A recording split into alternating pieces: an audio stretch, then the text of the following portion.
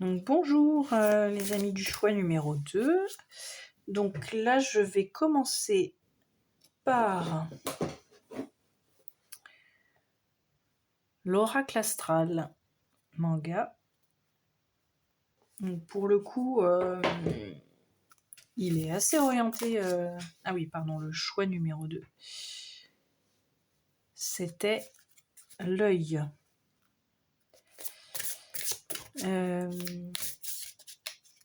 Donc là on a l'Astral manga. Qu'est-ce qu'on a pour la mission de vie du choix numéro 2? Mars. Donc des personnes d'action. Donc on retrouve l'élément feu. Et Mars, oui, c'est toujours l'action, voire le combat à la guerre. On regardera en détail tout à l'heure la signification.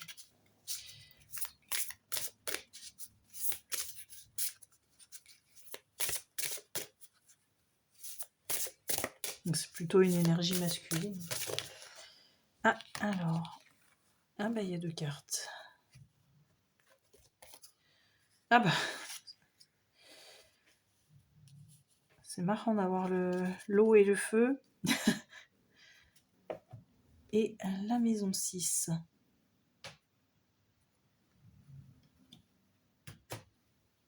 Alors, bon bah là on va regarder les petites cartes et on va voir après exactement ce que ça veut nous dire. Parce que c'est très contrasté là, on a vraiment le masculin, la flamme, l'action, voire la brutalité presque. Et là on est quelque chose, enfin avec le cancer on est beaucoup plus au niveau de l'eau, de l'émotionnel, la douceur. C'est tellement contrasté. Donc on va voir exactement où ça nous mène.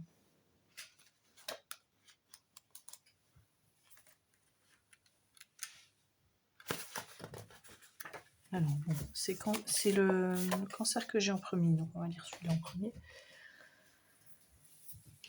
Le 4e signe du zodiaque est gouverné par la lune. Le cancer est persévérant, timide et rêveur. Il n'est pas moins concret car il entretient sa carapace qui le protège des blessures extérieures. Le cancer prend soin de ses proches et les protège à tout prix. C'est un signe féminin fort, rappelant l'amour maternel. Sa sensibilité et sa douceur font de lui une carte de protection absolue.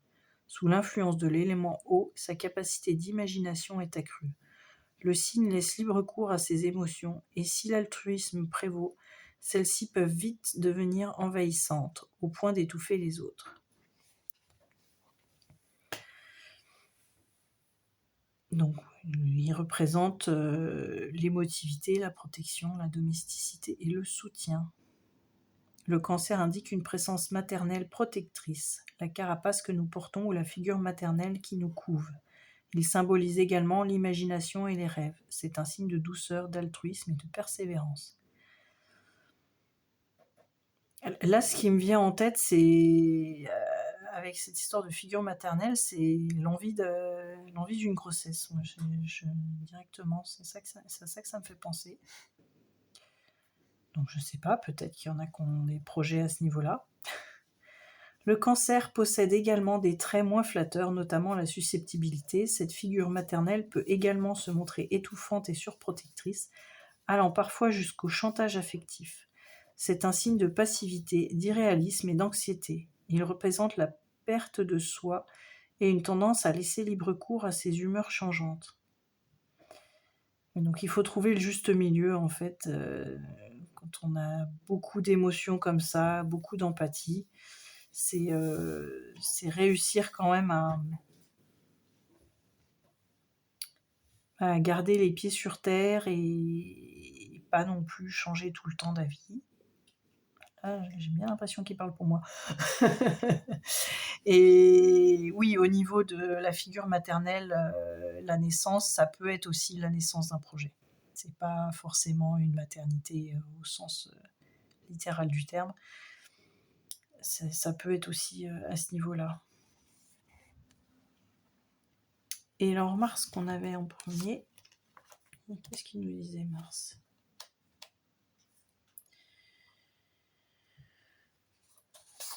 Page 85.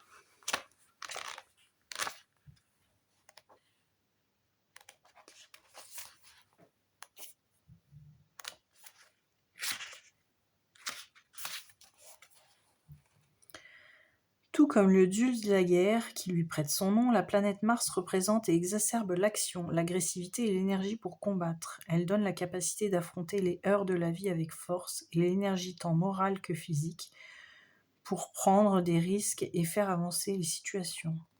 Énergie, initiative, colère, brutalité. Mars est un signe d'action, de combat. C'est l'énergie d'aller au-devant des problèmes et de les affronter avec tous les moyens à notre disposition. C'est oser faire des choix et prendre des décisions pour parvenir à nos fins. Les défauts, comme toutes les cartes dominées par le feu, Mars peut tomber dans l'excès. Le combat devient alors destruction. L'affrontement prend une tournure brutale et violente. Mars indique aussi le risque de perdre ce combat de manière soudaine si nous ne sommes pas mieux préparés. Là,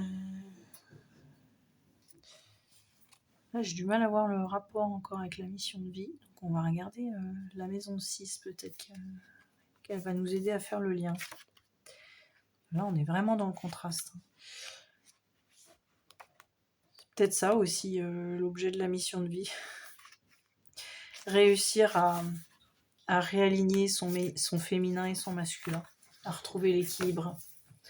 Voilà, l'équilibre, il faut quand même passer à l'action, pas être toujours dans l'émotionnel, on se laisse vivre, et il faut poser des actions pour que ça marche, et c'est trouver tout un équilibre, justement. Ensuite, la maison 6. La maison 6 concerne le travail, les obligations auxquelles nous sommes soumis jour après jour. C'est le domaine de notre vie au quotidien avec son lot de contraintes, de notre environnement familial et professionnel. Elle symbolise la routine de l'existence. Richesse, acquisition, perte. Donc la maison 6 parle de notre capacité à structurer notre vie. C'est l'acceptation des frustrations du quotidien que nous devons subir afin d'en tirer les bénéfices futurs, dans les domaines de la santé ou du travail. Elle indique le contrôle que nous nous imposons pour réussir ainsi que les sacrifices que nous sommes prêts à faire pour parvenir à nos fins. Alors, si je puis me permettre, oui, il y a des sacrifices à faire. En fait, j'aime pas ce mot-là parce que justement, je trouve qu'on a parfois tendance à être trop dans le sacrifice et à s'oublier, à pas faire en fait ce qui est important pour nous, justement quand on a trop d'émotions, et à faire un peu plus ce qui est important pour les autres. Et là, je mets le point d'attention sur le fait que c'est pas des sacrifices qu'on fait quand on planifie notre avenir. C'est préparer les choses. Je trouve pas que ce soit un sacrifice à ce niveau-là. Justement, il faut éviter d'être dans le sacrifice quand on donne tout aux autres au lieu de se donner à soi. Mais quand c'est pour nous, que c'est prévoir, s'organiser, bah oui, il y a des choses à mettre en place qui sont moins intéressantes que d'autres dans le quotidien, mais qui sont nécessaires au bien-être. Et à ce niveau-là, c'est pas du sacrifice, quoi. C'est juste s'organiser. Donc voilà, c'était juste ce petit mot-là qui fait un peu peur, je trouve. Alors, les défauts de la maison 6, c'est l'acceptation des contraintes du quotidien ne plaît généralement à personne. Il faut cependant bien faire la distinction entre le travail nécessaire et la servitude. Ah bah oui, en fait, on est là. Travailler à s'en rendre malade n'est pas une solution viable. Oui, c'est un peu ça, en fait. C'est planifier ce qui est bon pour soi, faire les choses qu'il y a à faire régulièrement, petit à petit, pour éviter de se retrouver débordé ou dépassé. C'est super important. C'est d'ailleurs beaucoup plus facile quand on pose les actions jour après jour que de vouloir tout faire d'un coup et rattraper le retard, en général, parce que là on se met dans des émotions qui vont faire les yo-yo, les ascenseurs, parce qu'on est... on culpabilise d'avoir trop tardé, on est en retard donc on stresse. En fait, on se fait du mal quand on s'organise mal, qu'on planifie pas les choses du quotidien. Par contre, voilà, c'en est pas à se sacrifier et à devenir un servant ou une servante, quoi. Il y a un moment donné, Il y a les choses nécessaires pour être bien pour soi, pour s'organiser et être clair et être... enfin, c'est toujours après écouter ses émotions. Faut les écouter sur l'instant et il faut aussi écouter le bien-être général. Donc, c'est-à-dire oui, on a des choses qui nous font plaisir, d'autres pas sur l'instant, mais il faut quand même penser à notre bien-être sur le long terme. Et c'est là qu'il y a encore une fois un équilibre à trouver. Donc on a l'équilibre entre le masculin et le féminin, entre l'action, les émotions. Et là, on va un peu retrouver ça dans le sens où le gros défi, donc dans votre vie, puisque là on parle d'une mission de vie, hein, donc on est quand même sur du défi assez important, c'est effectivement de garder cet équilibre entre je fais tout sur l'instant, ce qui me plaît, comme ça me plaît, ou je m'organise pour être bien sur le long terme. Et il faut toujours le faire pour soi, sinon on est dans le sacrifice vis-à-vis des autres, quoi. Mais c'est important d'être bien avec soi et de planifier quand même son long terme. Donc là, après, ça va être se faire des fiches avec ce qui est important pour nous, et puis prioriser et se dire, bon, bah ça, alors, si c'est une action, faut le faire tous les jours, donc je m'organise, je mets ça à telle heure. Oui, ça peut paraître un peu ennuyeux, mais c'est en faisant, pareil, les petits pas chaque jour qu'on va arriver à quelque chose de grand au bout. Est-ce qu'il y a un autre message ?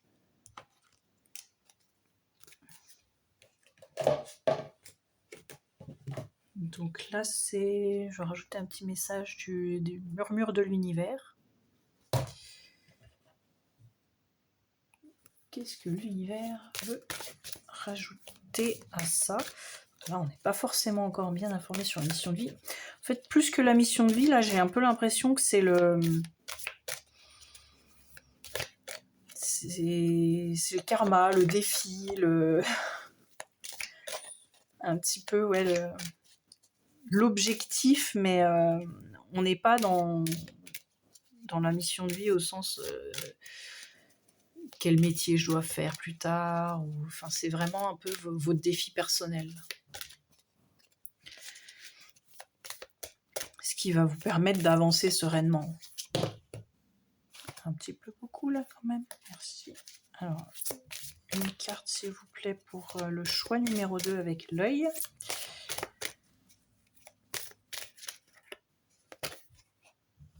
L'abondance.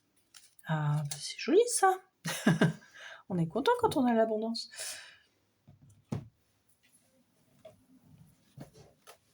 Donc je pense que là, ce que ça nous dit, c'est qu'à partir du moment où on a l'équilibre et qu'on sait où on va, c'est là qu'on trouve l'abondance. Avec cette carte, l'univers vous rappelle que vous êtes un être spirituel d'abondance. Il s'agit d'un état d'esprit. Vous pouvez faire en sorte qu'elle se manifeste dans votre vie. Pour cela, vous devez vous concentrer sur ce que vous avez et non sur ce qui vous manque. L'abondance peut prendre diverses formes, mais elle équivaut à avoir ce que vous désirez en quantité suffisante. L'univers opère dans les domaines du temps et de l'espace, et une fois que vous l'avez compris, les possibilités sont infinies.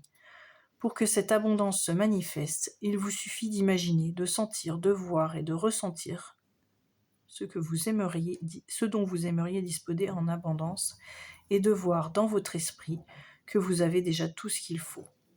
Vous n'avez plus qu'à laisser la puissance de l'univers faire le reste. Ne vous demandez pas comment les choses vont se passer. Tout ce que vous devez savoir au fond de votre cœur, c'est que tout est possible. Par exemple, voyez-vous l'abondance comme un moyen de payer vos factures, de vous offrir des vacances, de ne plus vous soucier de l'argent, d'être entouré de formidables amis, d'avoir la santé ou d'accéder à l'amour et au bonheur qui vous font défaut. Il est temps de changer de mentalité et d'être positif. Cela peut sembler plus facile à dire qu'à faire. Rappelez-vous que l'univers fonctionne sur une vibration différente du monde terrestre. La première chose à savoir est donc que la patience est un aspect essentiel de la manifestation de tout type d'abondance. Cette dernière ne survient pas du jour au lendemain. Elle nécessite du temps et de l'énergie positive. Une fois que vous l'aurez compris, oubliez vos espoirs et vos doutes et concentrez-vous, ayez la foi et regardez l'abondance se matérialiser. Donc là, l'univers nous rappelle que c'est un petit peu aussi la loi d'attraction, mais la loi d'attraction, il ne faut pas oublier que c'est pas juste se répéter une phrase sans y penser, sans y croire en fait. C'est à partir du moment où on ressent l'émotion qu'on est capable de valider en fait au niveau de l'univers, lui dire « Ah oui, c'est ça qui me rend heureux, c'est ça que je veux ». Et donc à ce moment-là, en repensant toujours à ces moments qui nous rendent heureux, c'est là qu'on va dire à l'univers « Oui, je veux ça ». Et c'est ça qu'on va avoir en abondance. Par contre, si on est toujours en train de repenser à ce qui nous manque, ce qui nous plaît pas, ce qui va pas, ça va pas fonctionner en fait. Donc il faut, et pour arriver à ressentir l'abondance, il n'y a rien à faire, il faut s'écouter, il faut faire ce qui nous rend heureux. Et à partir du moment où on commence à rentrer dans ce chemin de faire ce qui nous rend heureux, c'est là qu'on va de plus en plus avoir des occasions, les occasions d'être heureux au final. Parce que plus on profite du moment, plus on remercie aussi à chaque moment qui est comme ça, des moments bénis où on se sent bien, où on est là, soit serein, soit joyeux, il y a plusieurs choses, mais à partir du moment où on est heureux d'être là, c'est là qu'on fait signe à l'univers, donne-moi en plus. Et il ne faut pas hésiter à prier, à demander et à faire la loi d'attraction, mais il faut bien se souvenir des moments qui nous rendent heureux. Et c'est là qu'on va les attirer. C'est en les revivant, c'est en revivant tous ces petits moments. Voilà pour le choix numéro 2. Non, peut-être une petite carte de tarot. On va voir s'il y a encore un petit quelque chose sur la mission de vie. Alors, le 5 de denier, je me demande si c'est pas la carte du manque, justement. Je vais relire.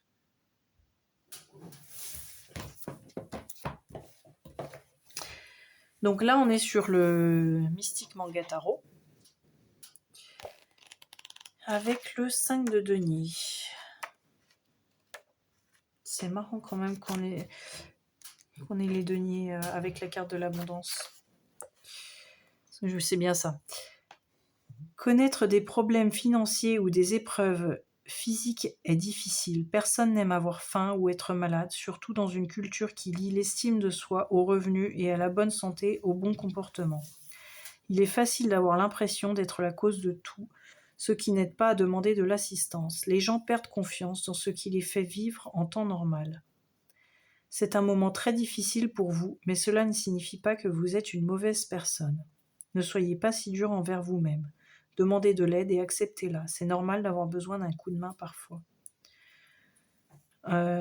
Autrement, en défaut, se négliger, refuser de l'aide par orgueil, prendre les autres de haut.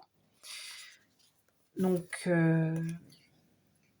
voilà, l'abondance, comme on disait, la loi d'attraction, c'est aussi faire la demande à l'univers, vos guides, Dieu, selon vos croyances. Mais demande et tu obtiendras. Hein. C'est valable un peu pour tout. Et en fait, à un moment donné, il faut se le dire aussi, quoi. À partir du moment où il y a quelque chose qui nous rend heureux, il faut... si on veut pouvoir en avoir plus et avancer, c'est important de savoir demander, de lâcher prise et de se dire, bon, là, je suis pas bien, j'ai besoin d'aide. Je voudrais de nouveau ressentir ce sentiment de joie, de paix, de sérénité. Là, je suis dans l'anxiété parce que ça va pas comme il faut et tout.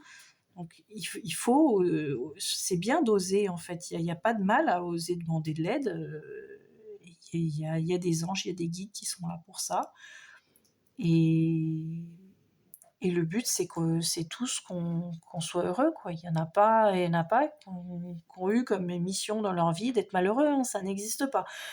C'est il y a des épreuves, mais c'est toujours fait pour nous faire grandir et l'objectif, ça va toujours être l'abondance. L'abondance financière, l'abondance d'amour, il est là le réel objectif de l'univers. Il est pas dans la misère, il est pas dans la peur, il est pas dans l'anxiété. Voilà. Eh bien, bonne fin de journée, le choix numéro 2. Au revoir.